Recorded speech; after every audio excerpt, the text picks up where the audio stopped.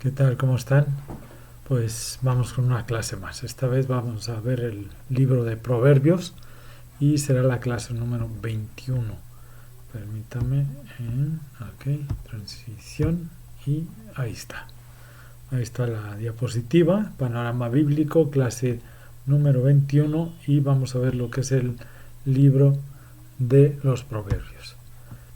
Este libro de Proverbios es en hebreo Mish, Mishlei, Proverbios D. Es la abreviatura de Proverbios de Salomón. ¿Sí? Uh, este título proviene de la Vulgata latina y viene del Proverbiorum. Es una colección de libros, ¿sí? que sirve de manual para la vida exitosa a los lectores de dicho libro. Uh, el libro bíblico del Antiguo Testamento, Proverbios, este libro pertenece al grupo de los denominados generalmente como poéticos o sapienciales. ¿Sí? Acuérdense que también habíamos visto que Salmos y Job también pertenecen a estos tipos de libros y consta de una serie de colecciones que en forma de máximas, refranes, dichos, poemas, transmiten la antigua herencia de la sabiduría de Israel. El contenido en conjunto está encabezado por el título Los Proverbios de Salomón, hijo de David, rey de Israel. Eso lo vemos en Proverbios 1.1. Razón por la cual a las obras completas se ha atribuido a menudo al monarca, célebre por su sabiduría y el autor de 3.000 proverbios y unos 5.000 cantares. Eso lo podemos ver en Primera de Reyes, capítulo 4, del versículo 29 al 34. El vocablo hebreo traducido proverbios significa una comparación y llegó a usarse para cualquier pronunciamiento sabio o moralista. Esto lo podemos ver en el Salmos, por ejemplo, en el capítulo 49, versículo 4, o en Ezequiel 18:2. Muchos proverbios son parábolas sintetizadas. El rey Salomón es el principal escritor de proverbios. Su nombre aparece en el primer capítulo, versículo 1, capítulo 10, versículo 1 y capítulo 25, versículo 1. También podemos suponer que Salomón coleccionó o editó proverbios que no eran suyos, porque Eclesiastés, capítulo 19, versículo 9, dice: y cuanto más sabio fue el predicador, tanto más enseñó sabiduría al pueblo, e hizo escuchar, e hizo escudriñar, y compuso muchos proverbios. Aparte de Salomón, su cita se cita como autores, o podríamos decir recopiladores de dichos y sentencias de este tipo a Agur, hijo de Jaque, en Proverbios 30, versículo 1, y al rey Lemuel en Proverbios 31:1. Ambos, según se cree, oriundos de la tribu de Masá, descendientes de Ismael. ¿Sí? Génesis 25:14. En 3 ocasiones se especifica a Salomón como autor de los proverbios, como ya les había dicho, en 1.1, 10.1 y 25.1. En otras dos se atribuye a los sabios, ¿sí? En capítulo 22, versículo 17, 24, versículo 23. Y una menciona la colaboración de los copistas al servicio de Ezequías, rey de Judá, versículo 25:1. En el año aproximadamente 722 antes de Cristo. Salomón fue el tercer y último rey del Reino Unido de Israel. Después del rey Esaú y del rey David, él fue el hijo de David, de Betsabé, si se acuerdan, la ex esposa de Urías, el etita, que David había mandado al frente, ¿se acuerdan? Para que no se descubriera el adulterio que había tenido con Betsabé, ¿sí? Salomón escribió el Cantar de los Cantares y el libro de Eclesiastés y gran parte precisamente de este libro de Proverbios. Su autoría del libro, pues, de Eclesiastés, a veces se discute, aunque Salomón es el único hijo de David y es rey de Israel, no de Judá, y él estaba en Jerusalén, ¿sí? Y eso lo podemos ver en Eclesiastés 1:1 y 12. Muchas de las descripciones del autor encajan perfectamente con Salomón, y podemos decir que el rey Salomón pues reinó durante 40 años, ¿no? Eso lo podemos ver en Primera de Reyes 11:42. Cuando Salomón llegó al trono, buscó a Dios y Dios le dio oportunidad de pedir lo que quería. Salomón pues reconoció humildemente su incapacidad para gobernar bien. Desinteresadamente le pidió a Dios sabiduría, que necesitaría para gobernar justamente al pueblo de Dios.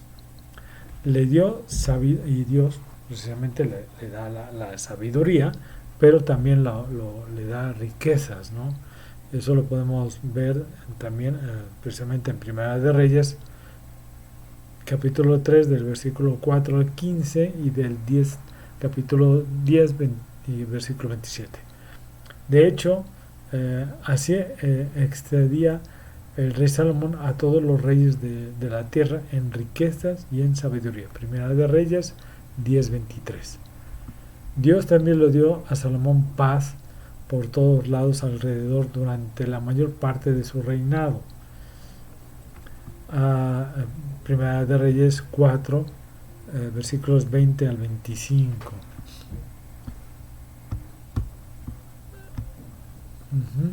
Bueno, les puse los versículos donde menciona la sabiduría y también la riqueza, ¿sí? Ahora, hay muchas lecciones que podemos aprender de la vida de Salomón, ¿sí? Primero, cuando buscamos a Dios con todo nuestro corazón, lo encontraremos, ¿no? Primera de Reyes 3, capítulo 3, versículo 3:37. En segundo lugar, aquellos que honran a Dios, Él los honrará. Primera de Reyes 3:11, 13. Y Primera de Samuel 2:30. Tercero, Dios nos capacitará para llevar a cabo las tareas a los cuales nos llama, si confiamos en Él, ¿sí? Eso es en Primera de Reyes 3, Romanos 12, del versículo 3 al 8, y segunda carta de Pedro, capítulo 1, versículo 3. Cuarto, la vida espiritual es una maratón, no una carrera de velocidad. O sea, es de aguantar, ¿no? Aguantar. Ir a paso para continuar y no cansarse. Un buen comienzo no siempre es suficiente para terminar bien, ¿sí? Eso lo podemos ver en la vida precisamente de Salomón, ¿sí? Primera de Reyes 3 y 11. Quinto, podemos sinceramente pedirle a Dios que incline nuestro corazón hacia Él. Primera de Reyes, el capítulo 8, del 57 al 58. Pero vamos a caminar fuera del camino de rectitud si elegimos violar las palabras reveladas por Dios. ¿Cuáles son? Pues la Biblia. ¿Sí? Okay, aquí está. Sexto, los más cercanos a nosotros van a afectar nuestra vida espiritual. Eso lo podemos ver en Éxodo 34:16, Primera de Reyes 11, versículos 1 al 8, Daniel 1, 3 y Primera de Corintios 15 al versículo 33. Y por lo tanto debemos ser muy cuidadosos con las compañías que tengamos, ¿no? O sea, los que están alrededor de nosotros, porque nos pueden llegar a afectar nuestra propia vida espiritual, ¿sí? Y séptimo, ¿no? Ahí vamos a ver que la vida vivida aparte de Dios no tendrá sentido. Si nosotros nos apartamos, nuestra vida no tendrá sentido. Independientemente de la educación, el objetivo, cumplimientos de nuestros deseos, de nuestros ideales, los más grandes placeres o la mayor abundancia de las riquezas, ¿no? Eso Eclesiastés 1:2. ¿Sí? Ahora, los proverbios de Salomón fueron escritos alrededor del año 900 a.C., durante su reinado como rey de Israel. ¿Sí? La nación alcanzó su clímax espiritual, político, cultural y económico mientras él fue rey. Mientras aumentaba la reputación de Israel, también lo hacía la del rey Salomón. Dignatarios extranjeros y de lugares más lejanos del mundo conocido en aquella época viajaban grandes distancias para escuchar hablar al sabio monarca. Primera de Reyes 4:34. ¿Sí? El conocimiento no es más que la acumulación de hechos reales, pero la sabiduría es la habilidad de ver a la gente, los eventos y las situaciones como Dios los ve. En el libro de Proverbios, Salomón revela la mente de Dios en asuntos altos y sublimes y también en situaciones comunes, ordinarias y cotidianas. ¿Sí? Parece que ningún tema escapó de la atención del rey Salomón. Asuntos pertinentes de las consultas personales, relaciones entre, o sea, sexuales, entre hombre y mujer, o sea, matrimonios, negocios, riquezas, caridad, ambición, disciplina, deudas, crianza de los hijos, carácter, alcohol, política, venganza y bondad. Están entre muchos de estos temas que se tratan precisamente en esta rica colección de dichos sabios. Resumir el libro de Proverbios pues es un poco difícil, ¿no? Porque la diferencia de muchos otros de los libros de las escrituras es que no hay una trama así, ¿no? Como tal, no hay un argumento que se encuentre en estas páginas. Tampoco existe en el libro un personaje principal. Es la sabiduría lo que está en el escenario central de este libro, ¿sí? Una gran y divina sabiduría que pues transmite el total de la historia, los pueblos y las culturas. ¿Sí? Aún una lectura superficial de este magnífico tesoro revela las sustancias de esa palabra de sabiduría, ¿no? Que el rey Salomón plasmó en este libro y que son tan relevantes ahora como lo fueron hace 3000 años, ¿no?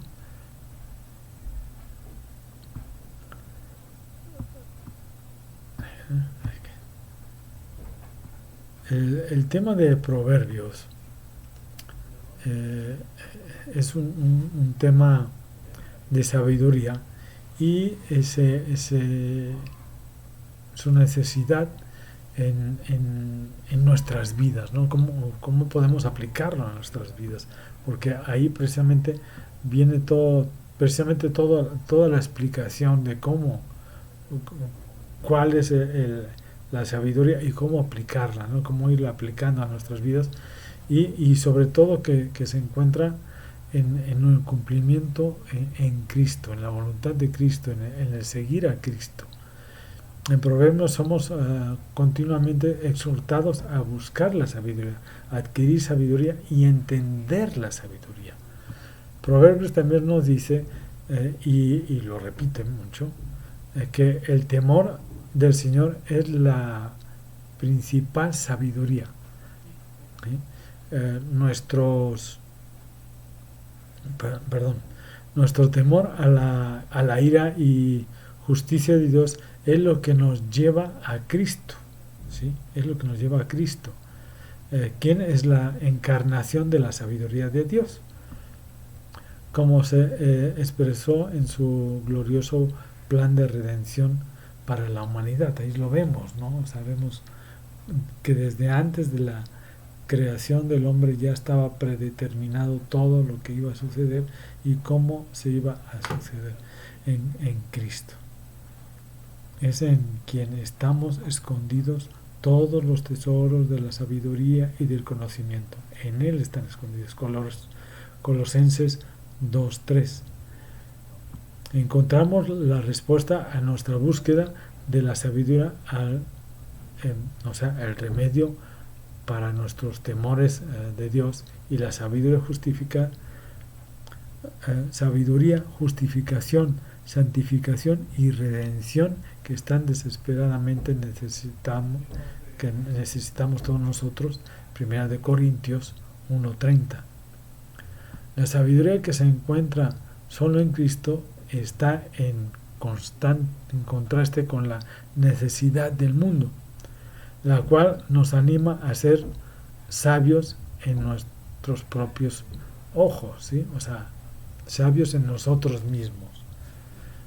Pero Proverbios también nos dice que los caminos del mundo no son los de Dios.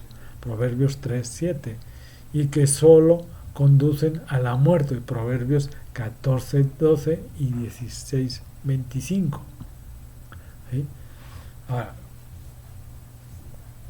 dentro de sus 31 capítulos del libro, se encuentran en su contenido un innegable sentido práctico para las respuestas, ¿no? O sea, de las respuestas racionales, sensibles a toda clase de dificultades complejas, ¿no? Ciertamente Proverbios es el libro de cómo hacerlo, ¿no? Pudiéramos decirlo así, que jamás se ha escrito antes, ¿no? Como aquello que tienen un buen sentido de adopción para sí mismo, ¿no? Las lecciones que Salomón nos describe rápidamente ahí, ¿sí? Lo podemos aplicar en el momento a nuestras vidas, ¿no? Describirán rápidamente que la piedad, la alegría son suyas con pedirlo, ¿no? O sea, con buscarlo, con entender esa sabiduría que ahí está escrita, ¿no?